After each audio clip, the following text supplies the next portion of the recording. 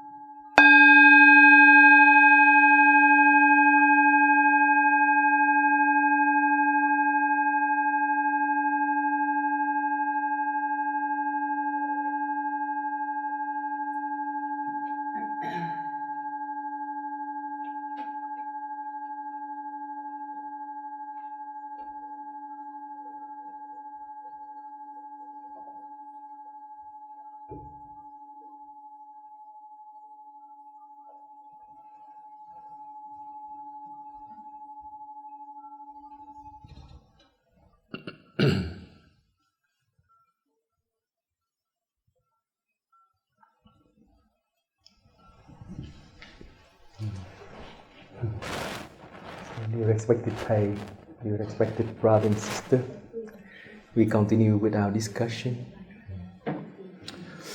On the first night, we asked each other, is being peaceful possible? And the Buddha, through his enlightenment, he assured us that it is possible.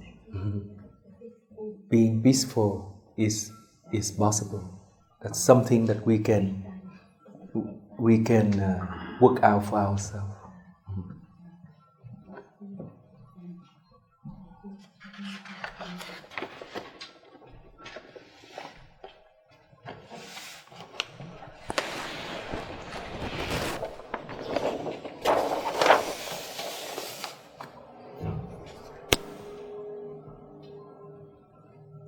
Our life, not only in this lifetime, but according to the Buddhist teaching, our life had continued from beginningless of time. We have infinite lifetime. This is only one very small lifetime that we have gone through. We have gone through infinite lifetime, infinite time. That is from the Buddhist perspective. You can think of it in terms of evolution.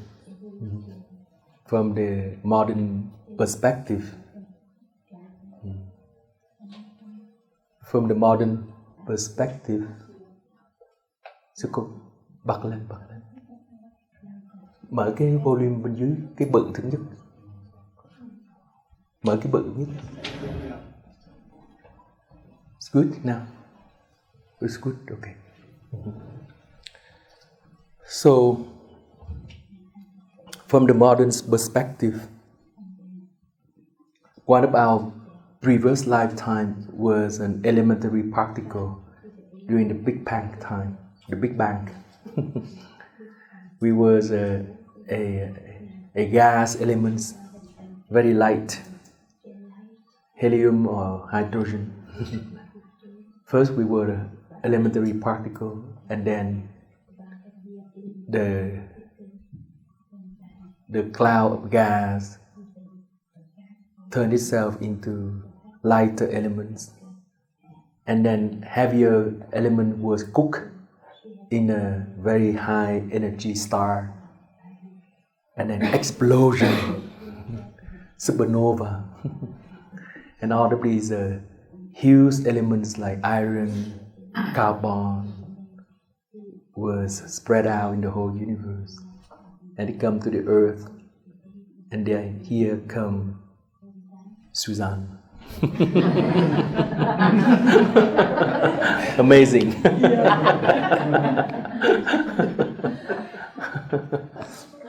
And the Buddha, in his enlightenment, he discovered a law of the whole universe. And that law is called dependent co-origination. Dependent co-origination.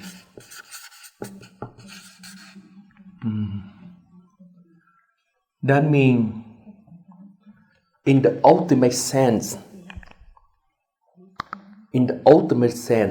there's nothing down there in the smallest scale that we can find. There's nothing. Completely true emptiness. That means there is not a single thing that has its own identity. We have the feeling that this flower has its own identity.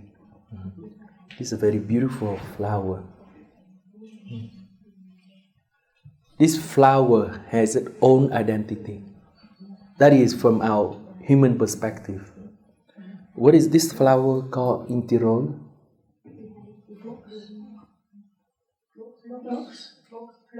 Phlox. Hopefully my pronunciation is alright. Phlox flower. Yeah. We have the feeling that it has an identity. It has an identity, and we give it a name. Phlox. Our linguistic uses make us confirm us this is a substance. It has an identity called phlox. And we have the feeling that it is something unique, different from everything else, and it has an identity.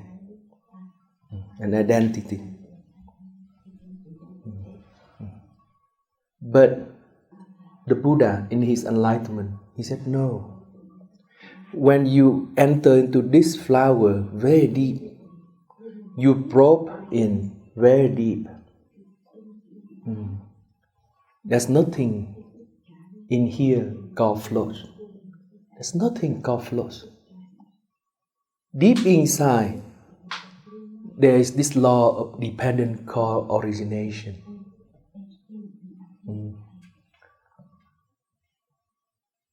There is this true emptiness. And from this true emptiness, miracle happen. Because there's no single identity. Then everything come together, join hand together, and create this flower. All of the proton, neutron, electron, of different size and shape, all of these elementary particles and so on, come together, join hand together, and create this flower.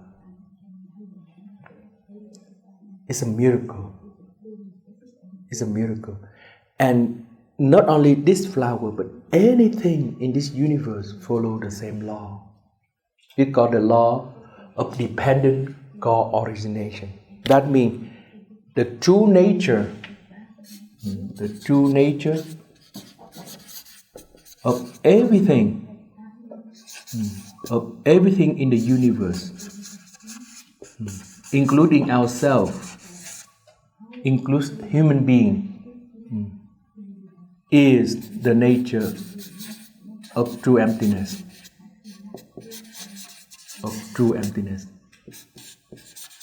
This is a great discovery.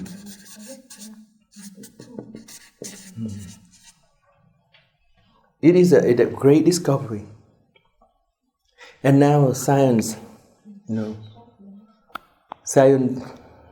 try their best to probe inside. And every time when I come to Tyrol, it's about the time we have Nobel Prize Physics. Nobel Prize was given in October, the end of September or so.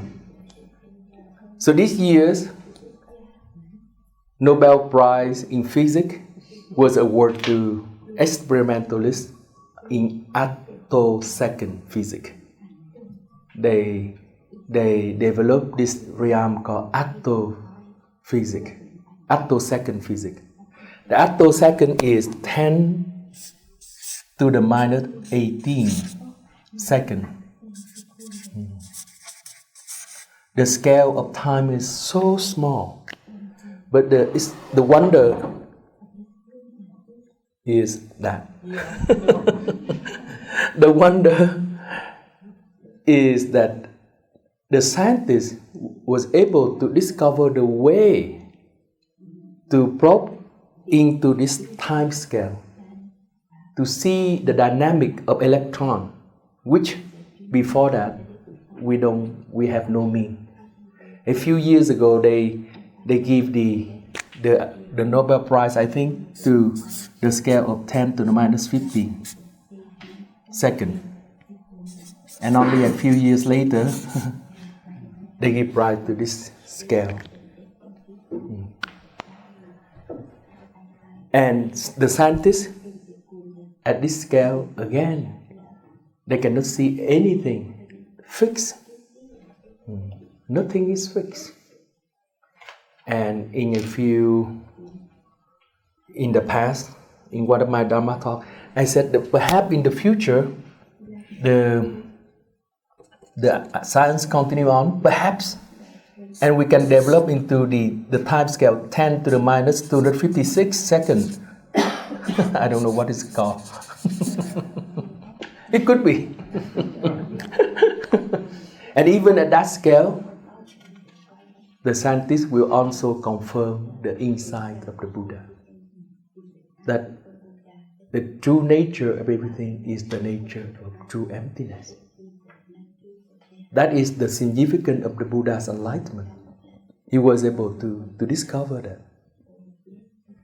So, why is it so significant? It is so significant because things come to be. Yesterday we talked about a peanut turn out into a melon.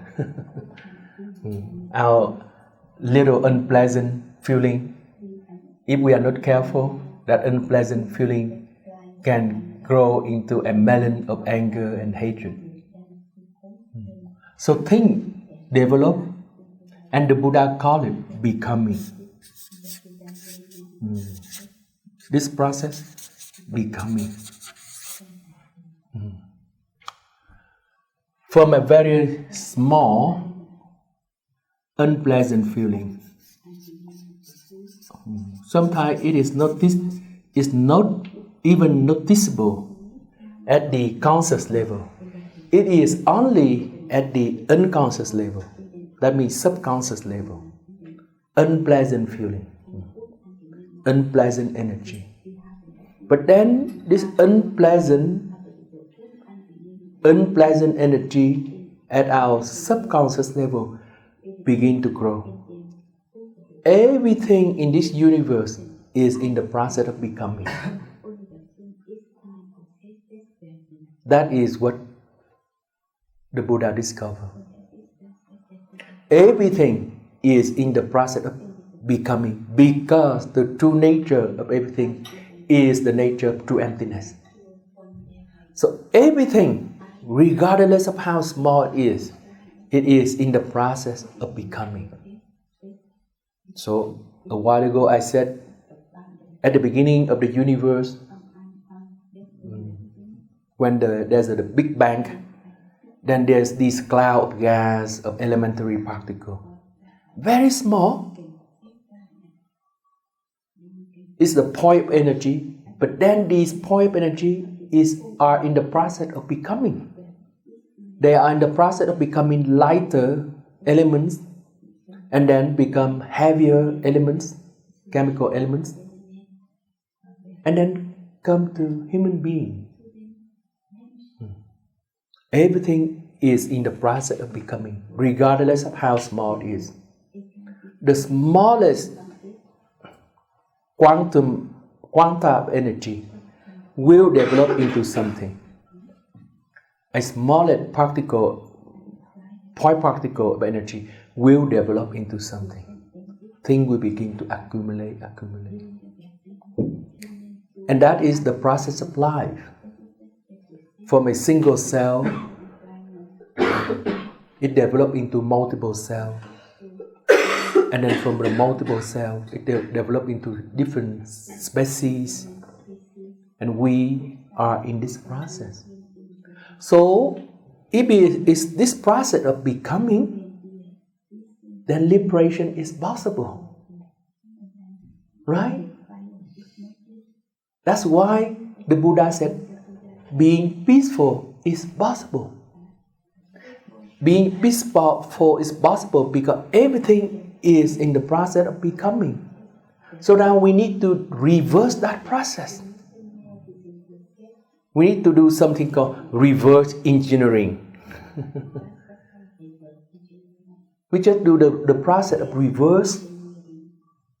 reversing it. Then we will be liberated. So there is this process of becoming, and liberation is a process of unbecoming.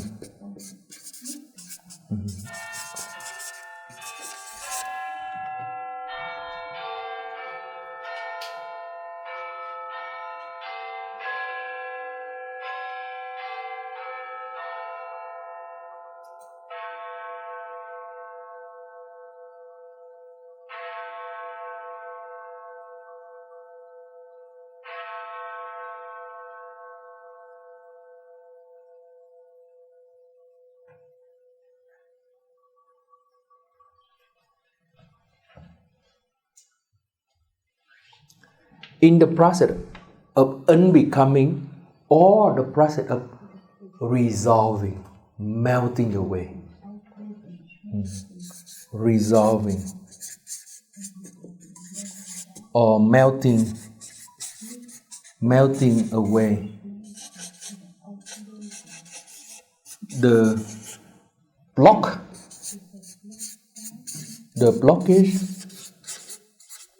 resulted from becoming.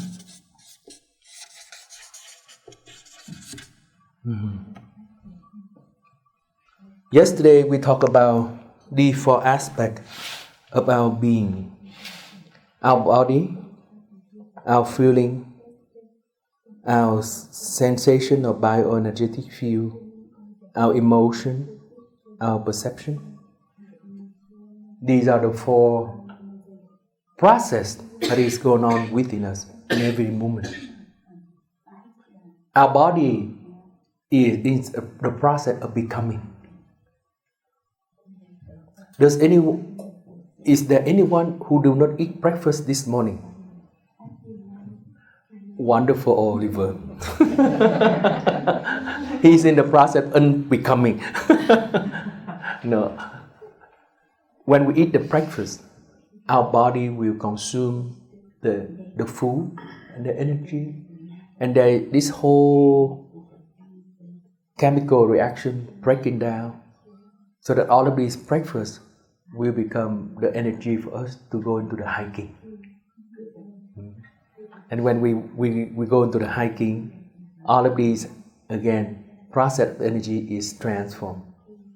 By the time that we come back tonight for the sharing, someone said, I'm so exhausted. I cannot stand up anymore. I'm so tired. I need to go to sleep.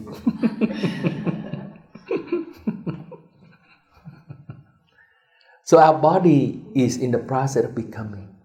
Our energy level is in the process of becoming. Sometimes we come into the Sangha practice, we feel very exhausted, we feel tired. But amazingly, everyone is very positive. Everyone is very happy. Suddenly, we feel happy. We feel joyful thanks to the energy of the Sangha. At home, we feel depressed. We feel alone. We feel lonely and sad. But then when we come into the Sangha, suddenly the energy of the Sangha penetrates into us and our energy level change. So our energy is in the process of becoming. Our emotion is in the process of becoming. A little irritation that we do not take time to talk to each other. We think that, okay, it's not big, nothing so important. But watch out. After 1 or 2 nights sleep, that irritation become a big block of anger. It will become a big block of anger. The Buddha said that never ignore a little bit of fire, because a small fire can turn into a big flame, bonfire. Just a small fire from the kindling fire can turn into a bonfire. Never ignore a little snake. Because a little snake will become a big snake, and it can be very dangerous.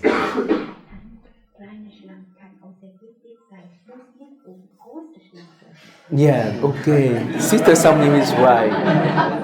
She said that small snake can be very poisonous too. It doesn't have to be a big snake. So the Buddha didn't do it right. Sister Samnim need to recorrect the scripture, the Buddhist canon. And the Buddha said, never ignore a little prince. Because later on, a little prince will become a king, an emperor. And he's very powerful. So that's what the Buddha said, the process of becoming. So, these 4 aspects and our perception. Our perception. A very misunderstanding, a very wrong misunderstanding, a very small misunderstanding can slowly build up, and it become something completely distorted the reality.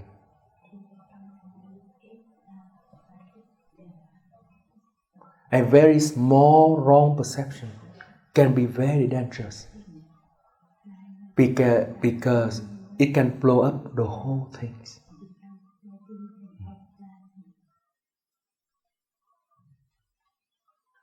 So all of these 4 aspects of our being are in the process of becoming.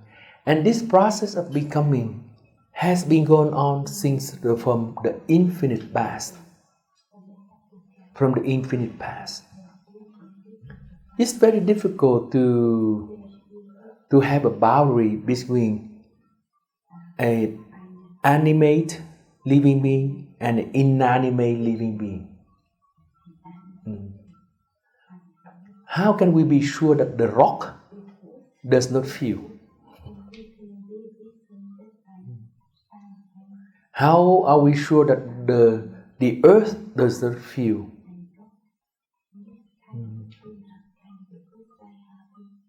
If the earth doesn't feel, then how can it keep in the same orbit? Thousands of years and thousands of years. The earth must love the sun very much.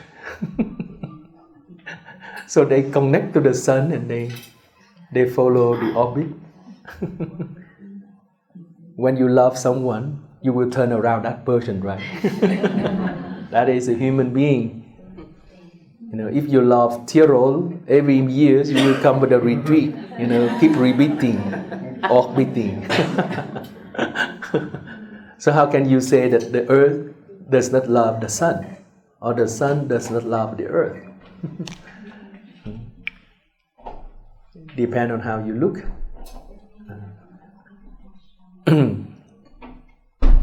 So over the infinite time, this process has slowly had becoming. And discovering this law, the law of dependent co-origination, or everything is in the process of becoming, that is what makes the Buddha become an enlightened one. There's this beautiful story. The Buddha, after his enlightenment, he looked for his friends to share his insight and knowledge and vision. And he gave the teaching to the 5 bhikkhu, who was his companion during the search for enlightenment. And one of these venerable, his name is Assaji.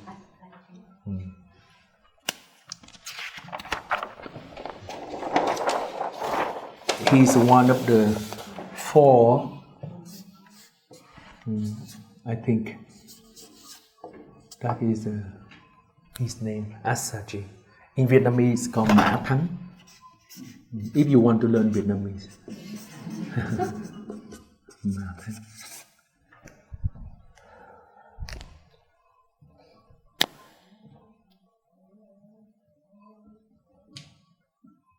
The Buddha taught the 5 bhikkhu, and they all learned the teaching.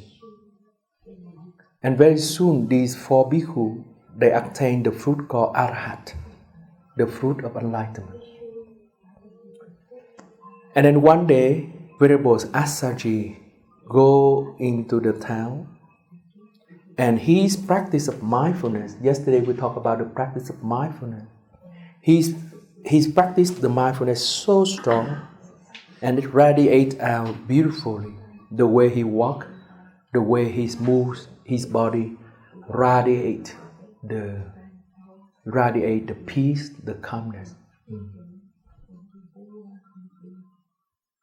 Because when we practice mindfulness, we learn to take root into these 4 aspects of our being. We talked about yesterday, developing the root. Then what happened? We stop the process of becoming. We reverse the process of becoming. So he radiated out very beautifully.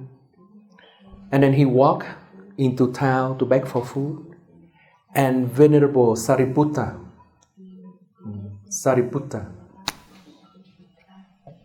he's one of the chief disciples of the Buddha. Sariputta. Sari is the name of a bird. And this bird has a very beautiful eyes, very sharp eyes.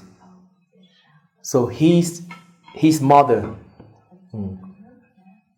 the mother of Sariputta was named Sari because she has a very beautiful eyes, very sharp, very intelligent.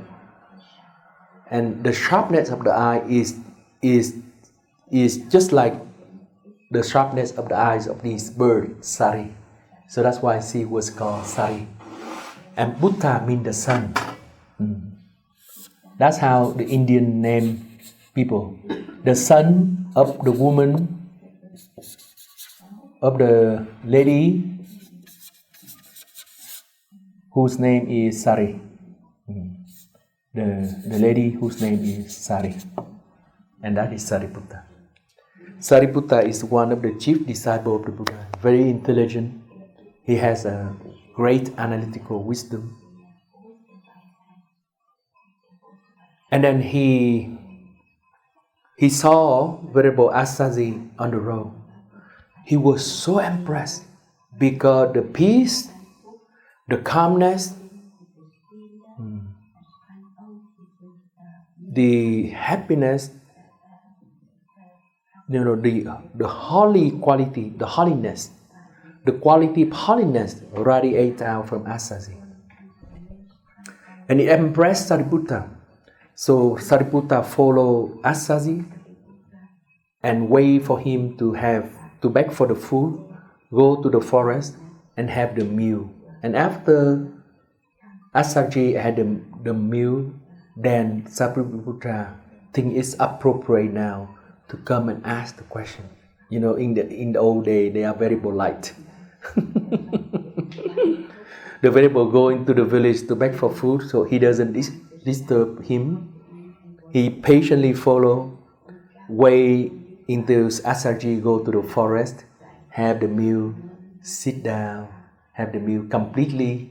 Then Sariputta approached and said, "Dear Venerable, your manner is so beautiful. Your manner is so peaceful. Please tell me what kind of practice that you have done."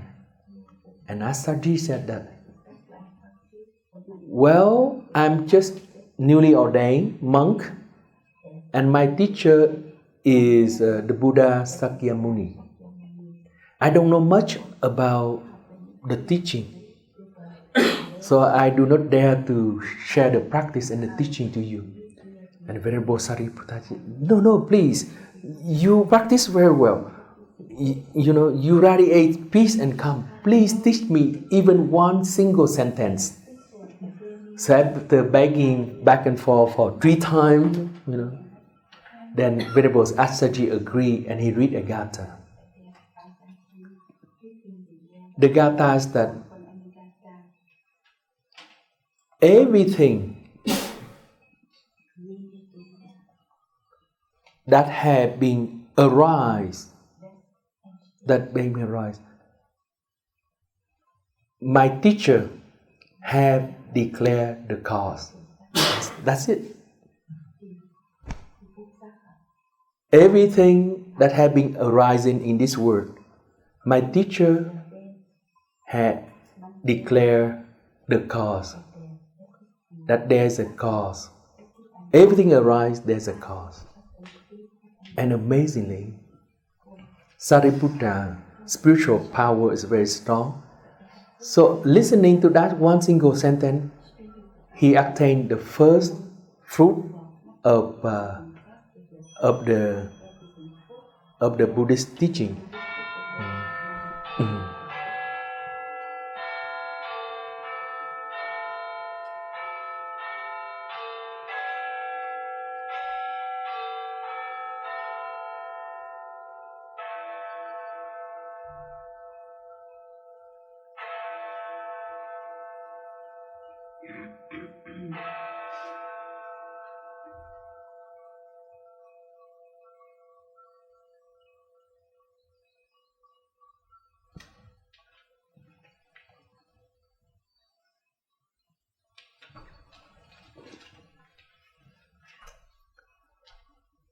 Venerable Sariputta, after hearing just that sentence, everything that has been arisen, that everything has a cause and it will come to the cessation, come to an end.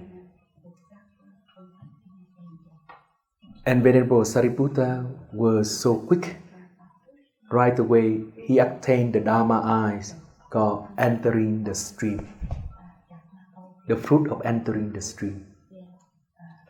I read this story back in 1983, 84. Also, I think 83, 84. That means about 40 years ago, I guess. I didn't understand. It's so short and it's so cryptic that everything that has a reason, then everything will come to cessation. That is the teaching of the sage, the silent sage. That means Sakyamuni. That's it. And I don't understand what did Venerable Sariputta understand and why did it make him and stream enter. It took me many years. It took Venerable Sariputta in a flash to understand that statement. It took me many years to understand that. What Venerable Assaji said, that everything that is arising due to the law of dependent correlation and the process of becoming. If we know, then we can end this process of becoming. That's what he meant. That's what he meant. That means it is possible to transform ourselves. It's possible to melt away the blockage of pain and sorrow that have been accumulated in our body, in our feeling, in our emotion, in our perception. It's possible to melt them all away because if we know the practice, we can reverse the process. We can reverse the process.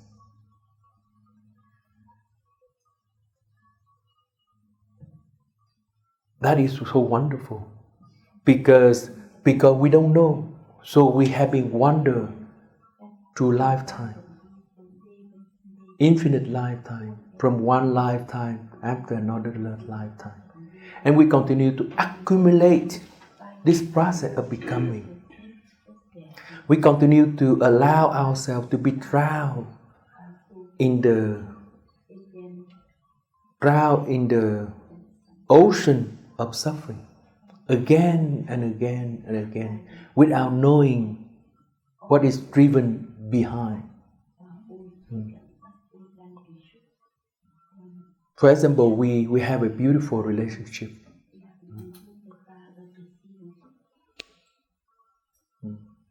At the beginning of the relationship, we fall in love. Fall in love with someone. And it is so beautiful. The other person is so beautiful.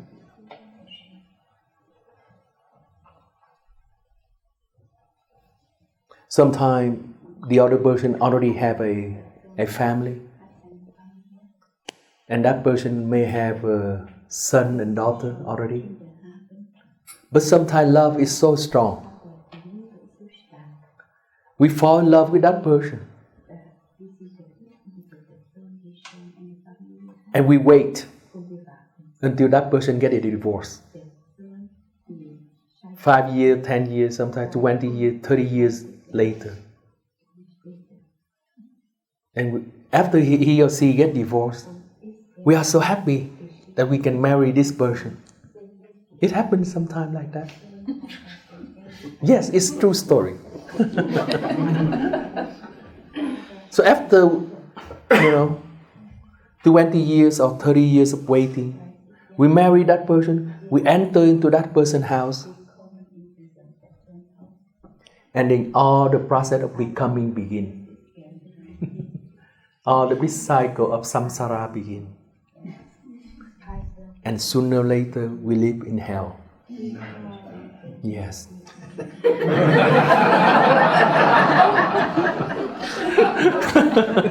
Sooner or later, we live in hell. Really. And we cannot get out because we already get married. And we don't know what to do. And then, what happened? Until some time, let's say we wait for 20 years, we marry that person and we live for 20 years, and there's about 10 years left. We decide to have a divorce. We have a divorce, and what do? We welcome another person. We fall in love again. The whole process again. Repeating lifetime after lifetime. Falling in love, getting out, falling in love, getting out, and falling in love. And that's called samsara. In Buddhism, we call it samsara, the vicious circle. Because we allow this process of becoming to take hold of us. Our sadness, our anger, our frustration, our fear, everything in our life, every aspect of our existence follow this law. That's why the Buddha became an enlightened person. He's enlightened about this process. And not only that, he discovered the way to transform this process of becoming, to liberate himself from this process of becoming. How? He noticed that this process will begin to tighten itself, become a knot. This process of becoming slowly will tighten itself into a big knot.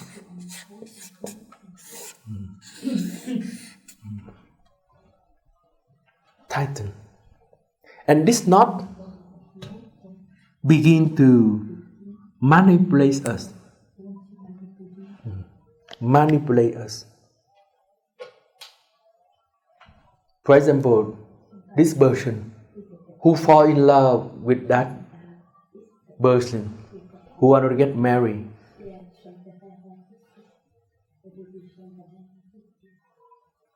he or she might have a imagination about the other person. That person that I fall in love, that person is so great. That person is so knowledgeable. That person is so good in so many areas. And out of adoring that person, we adore that person so much so that that person become a god, become a saint. He is so great, or she is so great. But 20 years later, we move into the house, and the altar just fall down. The altar fall down. We thought that he had a lot of knowledge, but now no, he know nothing, or she know nothing.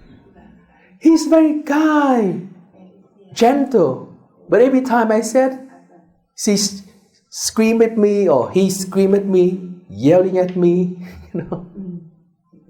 So this knot here is a creation of unknown fantasy, unknown fantasy, imagination. We do not live with the reality. That is the key. We suffer because we don't see the reality as it is. We live in our dream. We live in our virtual world. So this knot can only have a chance when we allow ourselves to be in a dream. But this knot will not be formed when we learn to see things as it is and stop right there.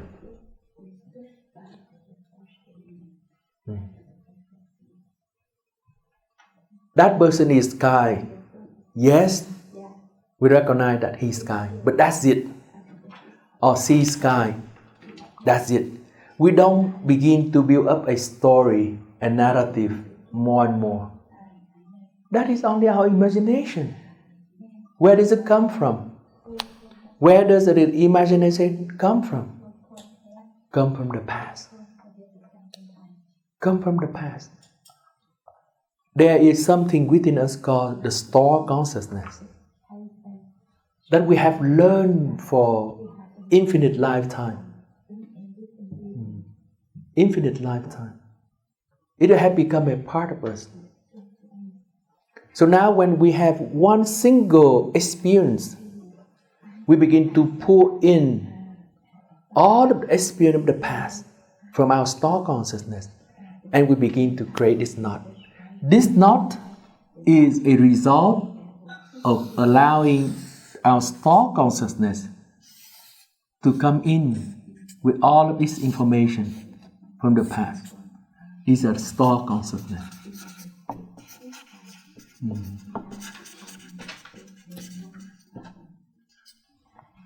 All of the old experience from the infinite past, we allow it to come here. And we allow ourselves to see things as it is. Last year, we came to Tyrol. Everything's so beautiful. The landscape is so beautiful. It's so impressive. But this year it become normal. It's no more impressive. And then next 1 year later, we come again. It become more ordinary, and more ordinary. Because the star consciousness come in and tell, I already know that. I already know that mountain. I already know that tree. I already know that path. The star consciousness begin to create a knot. And this knot prevent us from being in touch with the reality.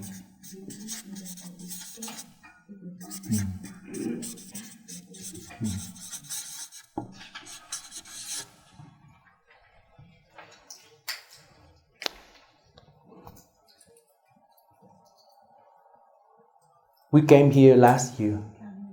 We see the path.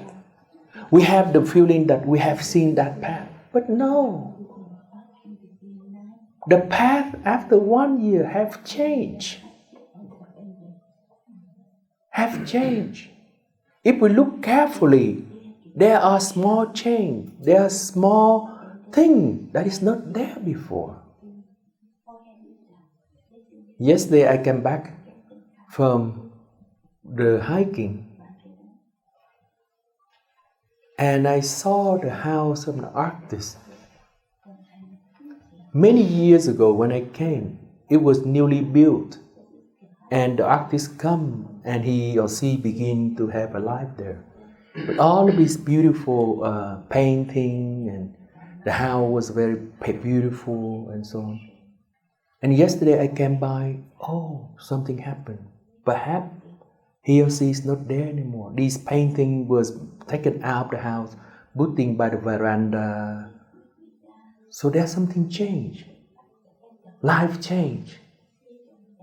But this thought consciousness prevents us from seeing things change, from experience life anew. Our thought consciousness trap us into the samsara, trap us in the cycle of repeating life. Repeating. Our thought consciousness act like a CD player, like a cassette player.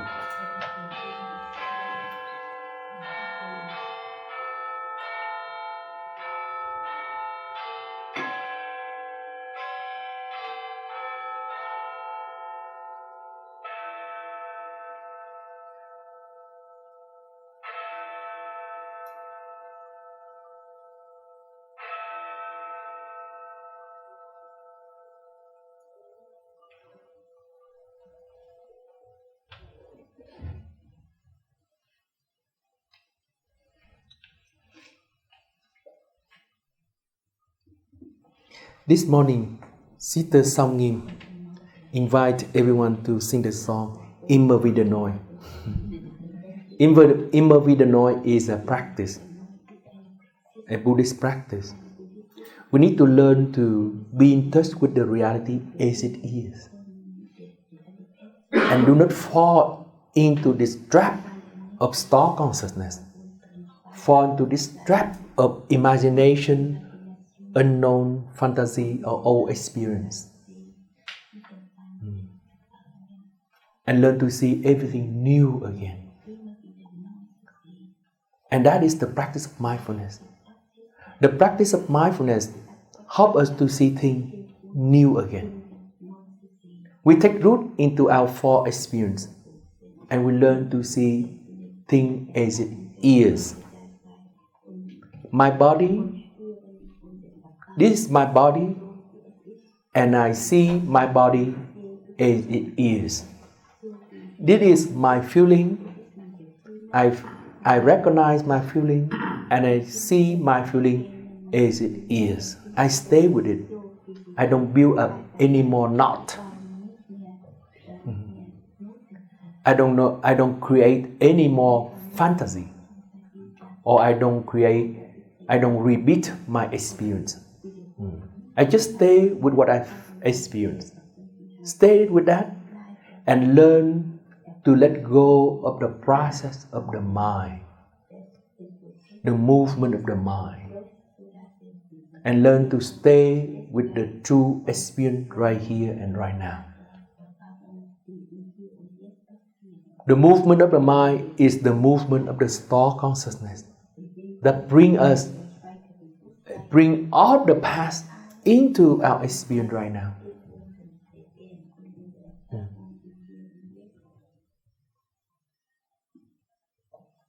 There is this king whose name is Trần Nhân Tông. He's also a Zen master. And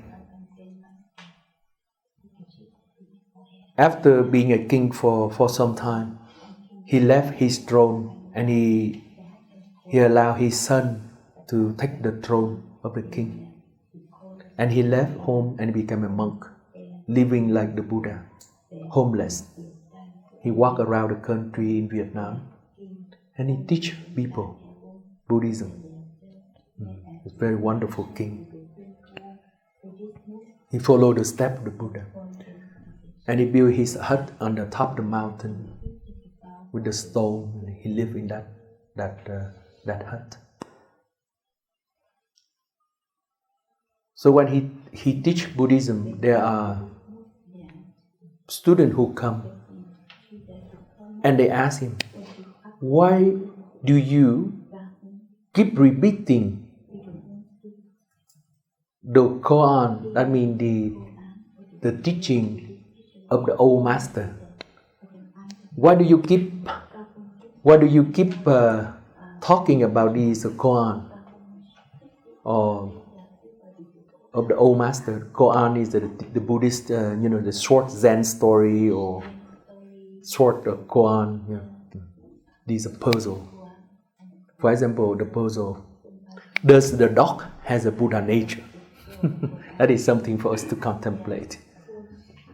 Does the dog has a Buddha nature?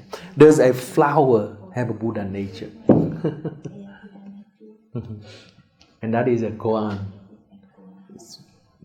For us to begin the process of contemplation. And he said in Sino-Vietnamese, nhất hồi niệm xúc, nhất hồi tân.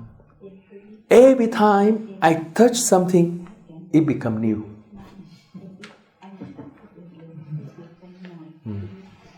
Every time I hold a cup of tea up and I begin to drink, this tea is completely new. Nhất hồi niệm xúc, nhất hồi tân. I hold a cup of tea, I smell it as if the first time. It's my first time to drink this tea. So the same thing with teaching a koan, teaching Buddhist teaching. Every time I hold up the teaching and I teach, it's completely become new. And in fact, it is so. Every time when I talk about this law of dependent origination, I feel very happy. It's completely new. I keep talking about this for years. But it's never exhausted. It's never exhausted. The meaning of all of these things never exhausted. Every time we pick it up, it becomes new. And it can have a deeper meaning, deeper understanding. And that's what we should practice. And that's what the Buddha offers. These are not. This process of becoming. How do we reverse the process? How do we reverse that process? Every experience, in order to avoid this process of becoming to become a not, we need to embrace it with the energy of mindfulness to contain it. This is the energy of mindfulness.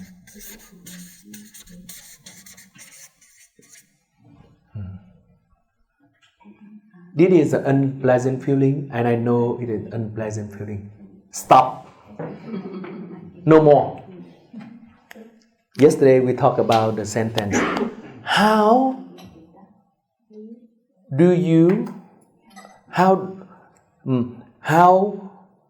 come you are so unkind to me today, for example? That is the koan that we picked up yesterday. How come you are so unkind to me today? Wow, my beloved one told me that. I feel all the pain, all of the sorrow. When my beloved one said like that, then I just be mindful and embrace my body, my energy, my emotion, and my perception with all of my love and my care. My beloved one had said that, how come you are so unkind today? I just breathe in, I feel that. I breathe out, I feel that. I embrace it. That's all. I stop right here. That is the theory. But in reality, it moves slowly. But when you practice, perhaps at the beginning, you are able to stop right here.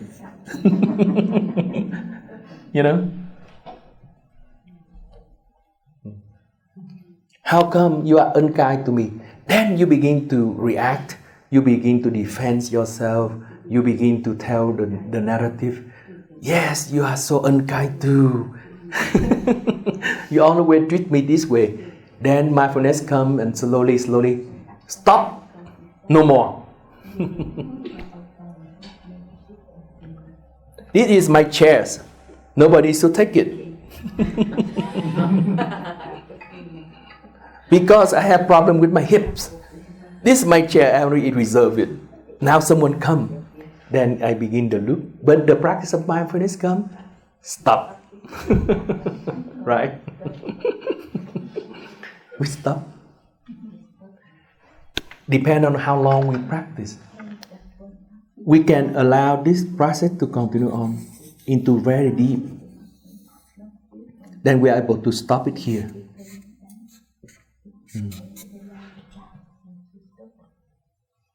When we practice longer, perhaps we can stop it right here. For a Zen master, a true Zen master, they stop right here. And that is what happened with the Buddha. The Buddha and all enlightened beings, they stop it right here. That is the difference. That is the difference between a long-term practitioner and a short-term practitioner. A long-term practitioner, they are so well trained.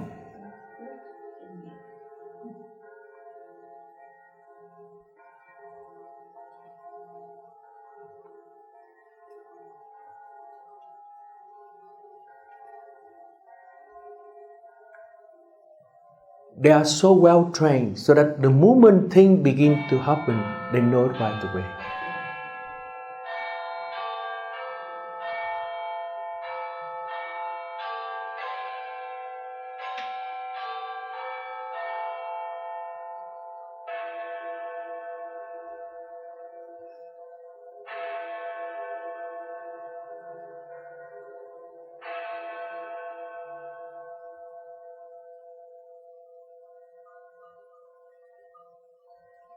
In the Bali Canon,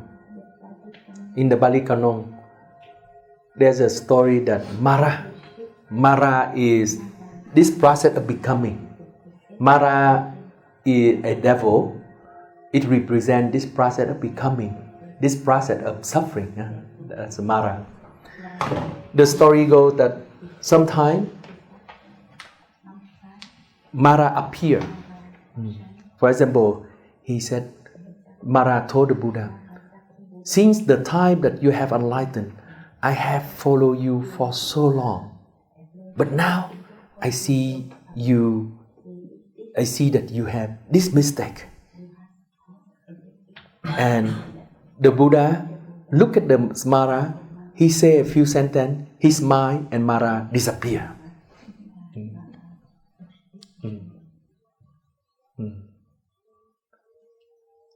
For example, he said,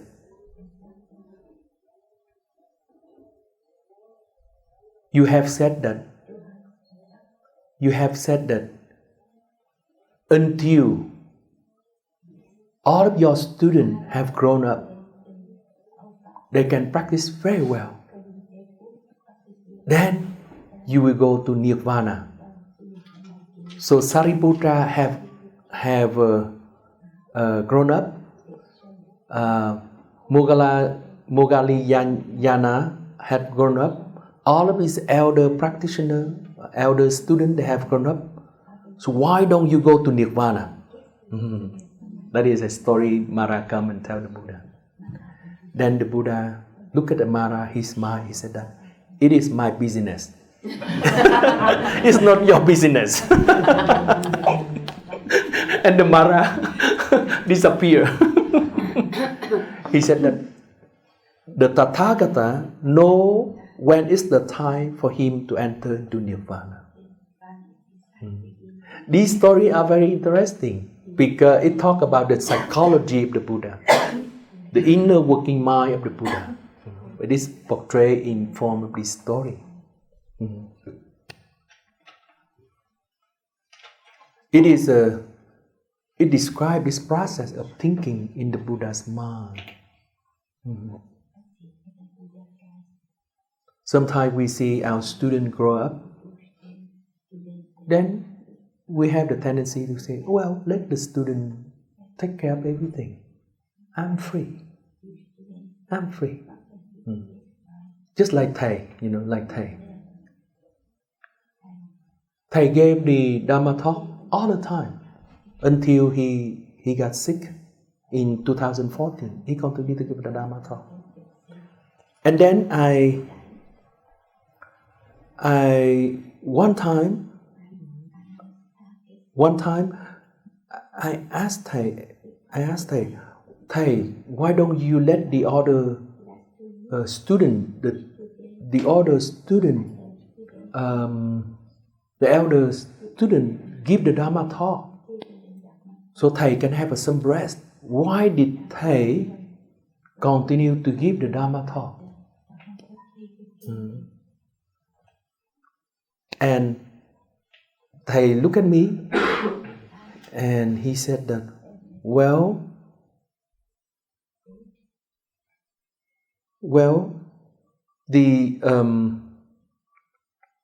there's a few reasons. One of the reasons is that Thầy like to give the Dharma talk. Thầy like to give the Dharma talk. And then he said that he will stop when he becomes a little bit older. But I think that Thầy is very compassionate. He didn't tell the truth that nobody can give a Dharma talk like Thầy. That is the truth. The same thing. Even Sariputta already grown up. All of his elders, students are already grown up. But the Buddha knows that the teaching is very deep.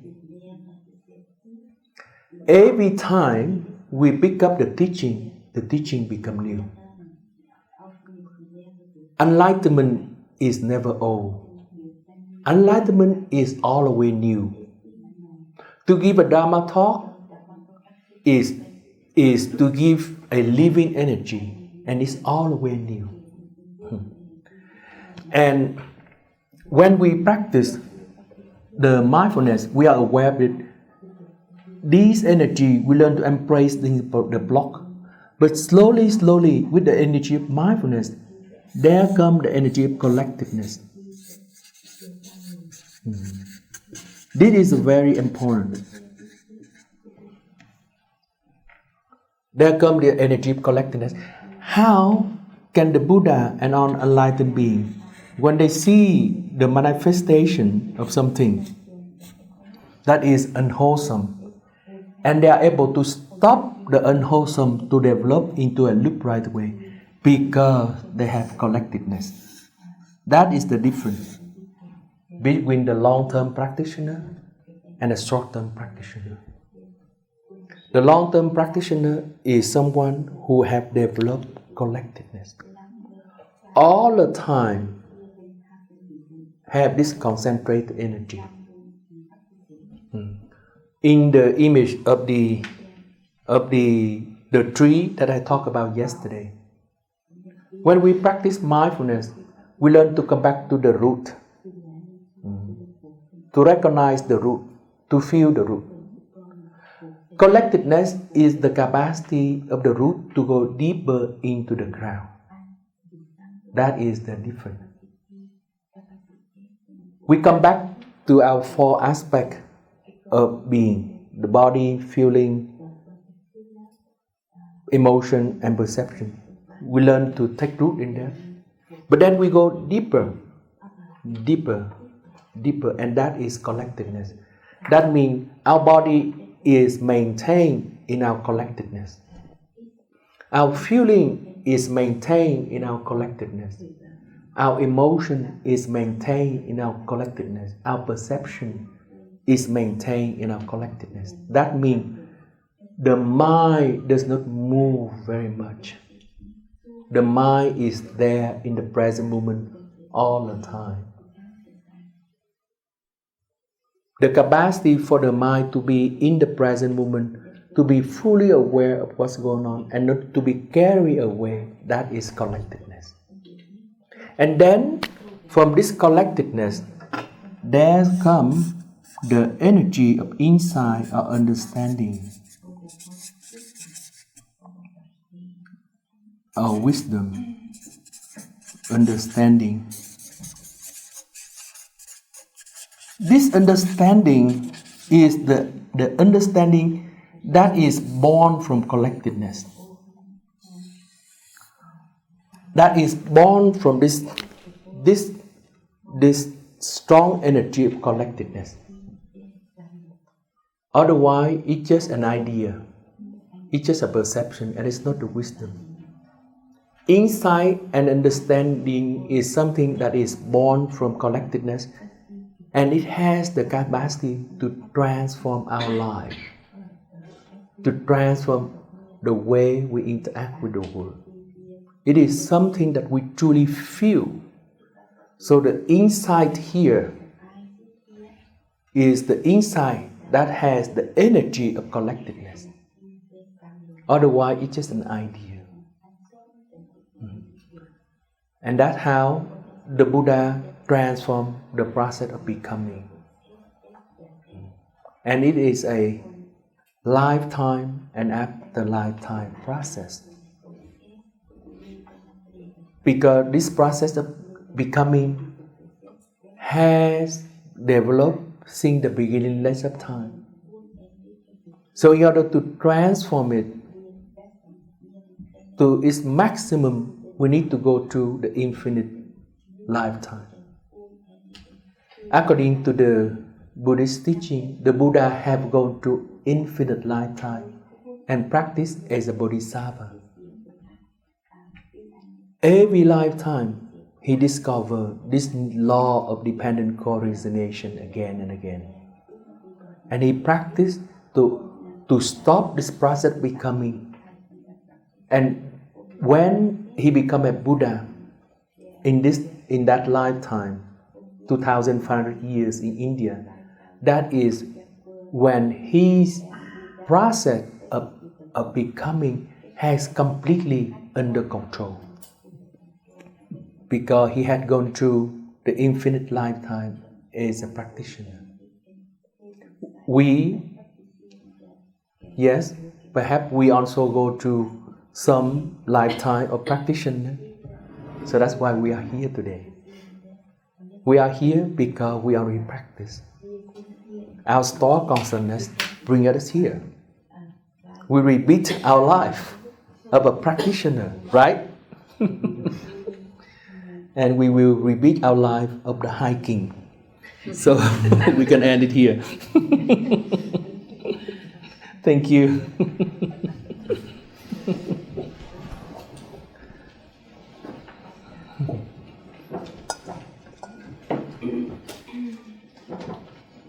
We listen to 3 sound the bell to end.